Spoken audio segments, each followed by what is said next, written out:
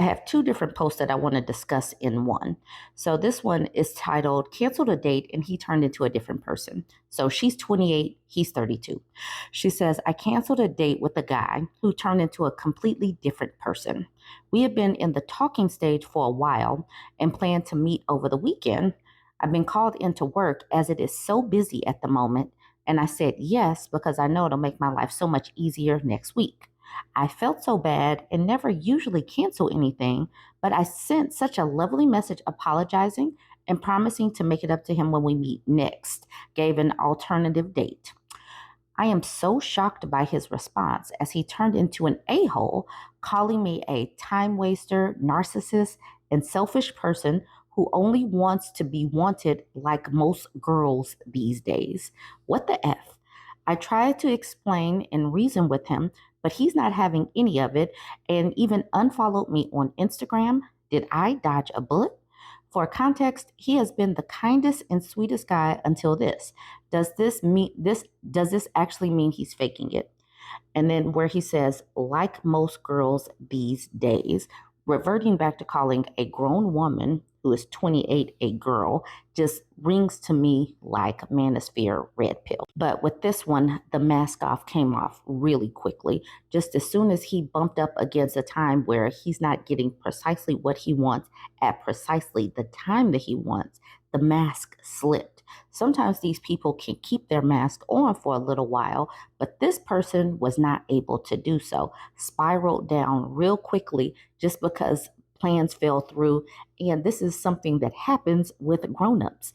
Work comes and swoops in and changes things. This happens. If a person can't handle, a change in schedule or plans being interrupted, how would they handle a kid getting sick or like an unexpected car expense or something like that? So this is a good thing that she got this out of the way real quick, that his mask fell off real quick. EEFR says, you dodged a huge bullet. A man who explodes in rage the minute he doesn't get his way is deeply disturbed and almost certainly abusive. Abusers are often sweet and kind at first, but they soon show you who they are. Always heed those warning signs. And Snoot Newts says this is why some women make it a point of saying no to men about something minor early in a relationship, rescheduling a date, suggesting a different venue, something like that. How he responds can be very illuminating. I have heard this before. I haven't done this. I mean, I haven't been in the dating game for a while, but let me know if you have done that before. Iliander at the bottom says we shouldn't have to test and check like this. But just like learning self-defense, we do because we don't live in heaven. Ukulele in the Rain says, I feel like we don't even have to manufacture a test. Most early relationships will have opportunities where we will say no to something. We just have to be very observant to their reactions as we legitimately say no. And then Ambiguous Frijoles, that's a funny name, says, I got this as a suggestion from an elderly woman I worked with. She said, use a small no to something inconsequential and check the reaction. If he can't handle a small inconvenience or change of plans, he isn't good.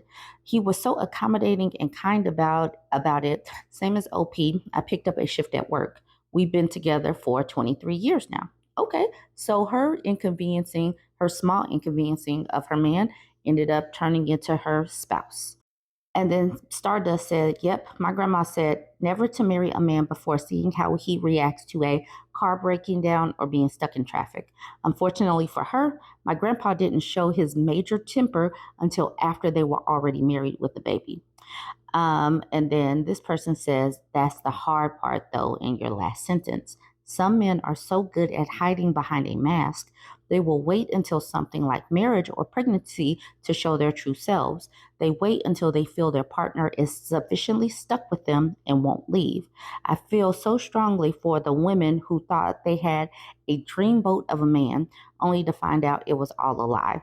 Then everyone around you blames you for not picking better or not picking up the clues sooner. And that is absolutely true because men can mask. But that's the thing. That's the reason why we women right now are talking to other women. We're sharing these collective red flags, these tactics that they use, and we're also sharing that women need to make sure that they are financially able to just pick up and leave if they can, having a backup plan, having your career in alignment, having money and all of that so that you don't get stuck. They want to keep you stuck so they can control you, but you need to make sure that you're not stuck some kind of way, having a plan B, C, D, E, F, G, and element OP. And Aqua Veritas says, congratulations, you dodged a cannonball. He was being nice to get what he wanted and likely projecting when he called you a narcissist. Make sure you block him. And Carmacki says, absolutely. It may be disappointing to the OP now, but this is actually the best outcome. No time was wasted on this total loser because he exposed himself quickly. And then in Aqua Veritas responds with, I can just picture if she didn't have to work, had gone on a date, and had to tell him no to his face when he asked her for sex. The universe did her a favor. And then at the bottom, they say, such a beautiful case of the trash taking itself out. Now I want to shift to the next post that I want to talk about. Another short post. She says, my popular opinion on Red Pill.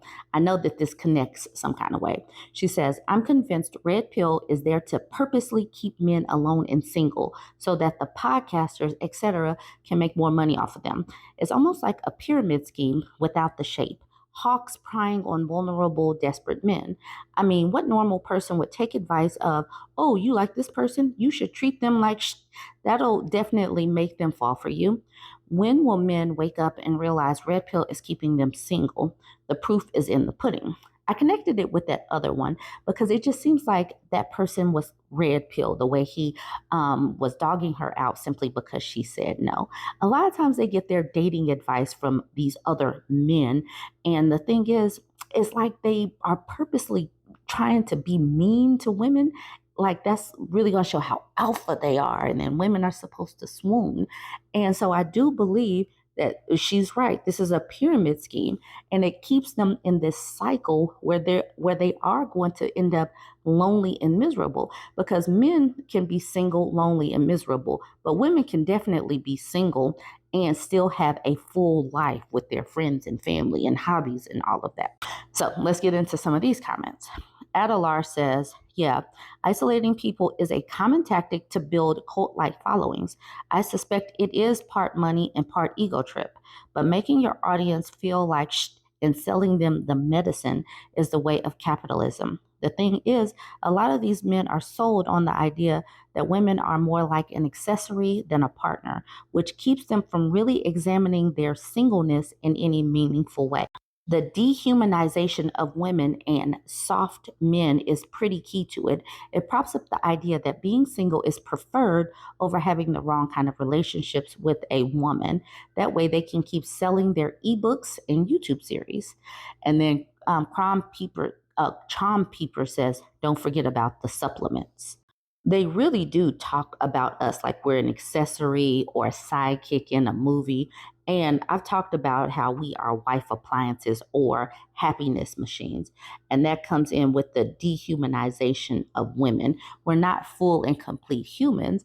That's the reason why when things pop up, like a woman gets sick, he leaves. Or like that person before, she said no because work happened. And it was just like, it just kind of shattered him really quickly. So it's like we can't have things that happen in our lives. So they just freak out. This person at the bottom says, a while ago, I read an article by an academic that was formatted in a prioritized list of steps to save American democracy. One of them was regulating supplements. It sounds absurd, but the case they made was strong. There's just a ton of money being funneled directly into right-wing projects from the supplement grift. Very interesting. I've seen people talk about how health and supplements and gym culture is a direct pipeline to the alt-right and the red pill guys. Mr. Evil Fox says, schemes to rip off the clueless and the desperate are a thing as old as time. The not clueless and not desperate don't fall for them. And then Fast Food says it's an old strategy, but social media has democratized it such that anyone can potentially profit off of the opinions and generating outrage. And the reach people can have is hard to really put in perspective. It's easier than ever to be a grifter, so much so that you don't even have to know you are one. Just propagate the stupid idea for clout. You don't have to fall for them in the typical sense either for them to succeed. Engagement will come from both those that agree and those that don't. It's all good for them. And that is so true. That is one of the reasons why I say to block these people in on my pages. I don't go for the whole negative engagement on my pages because some people will come onto your pages and in your space just to be contrary or just to be inflammatory. And some people make content that is simply sexist, racist, misogynistic, or, anti-Black woman, because that seems to go far, just to get clicks and views. And they might not even buy into it, but they're grifters and they know that it is a great money making. Relevant Clerk says the bad part is that the invention of social media means that this kind of content reaches children and adolescents who are at a very vulnerable stage in their development, and their phones make it so that this kind of content is accessible 24/7. I saw a post here recently of a girl asking for advice because her brother was starting to spew manosphere rhetoric. Top comment was that she should cut him off. Mind you, this girl and her brother used to have a very good relationship, and their father corrects him when he says derogatory things. But this content can radicalize people, especially young men, and it makes me sad. So it's not just the clueless and the desperate, it's also the vulnerable. And that's the reason why QAnon and the MAGA cult are so strong and powerful. There are so many different kinds of cults. We have the red pill manosphere. Then we got the political cults. Then we got the MLMs and the pyramid schemes. We got so many things that are targeted towards these vulnerable people, and it's pretty much the same kind of thing. It's just a different flavor and a different tactic. No, I mean, even honestly, the tactics are very similar.